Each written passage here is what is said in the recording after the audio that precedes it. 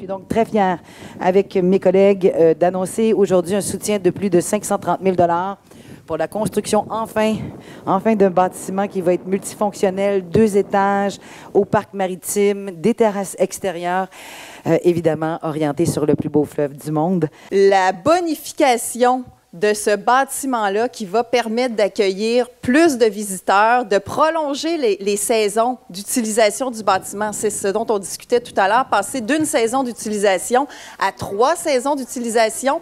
Et on ouvrait peut-être même la porte sur une utilisation à l'année, mais là, bon, je ne veux pas mettre de mots dans la bouche de personne, mais disons qu'on voit grand pour l'île d'Orléans. Donc, pouvoir fonctionner plus longtemps pendant l'année, pouvoir accueillir plus de visiteurs, ça stimule notre économie régionale, plus de visiteurs, plus de recettes touristiques. Donc, c'est super bon aussi pour nos commerces, nos producteurs locaux. C'est bon pour, je l'ai dit, notre économie régionale. Donc, que des bonnes nouvelles ce matin. J'ai hâte de venir visiter, honnêtement, ce pavillon-là. Ce parc ne pouvait plus, était arrivé là, à sa capacité maximale, ne pouvait plus accueillir de touristes supplémentaires, mais c'était une question d'espace et non pas une question de popularité, hein. Donc, aujourd'hui, ce qu'on annonce, ça va vraiment permettre une croissance hyper intéressante d'un lieu emblématique de l'île d'Orléans.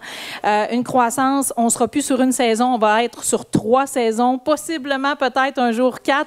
On l'espère et je suis certaine que Sylviane y travaillera très fort et y parviendra. Dans la grande marée de la construction navale en bois, ce bâtiment sera l'ultime navire qui voguera sur l'histoire du chantier maritime de Saint-Laurent.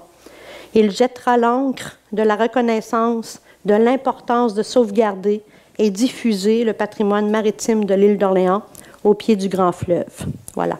Merci vraiment beaucoup. Le bâtiment va vraiment venir prendre place à la place des 2 petits bâtiments que vous avez ici, puis le bâtiment va embarquer un petit peu là, sur les lisses et il est prévu d'avoir un bout du plancher, en fait, qui va être transparent pour ne pas perdre le patrimoine des lisses. Et moi, je suis quelqu'un de très optimiste et de résilient et de persévérant, n'est-ce pas? Donc, une construction en 2022, ça serait bien.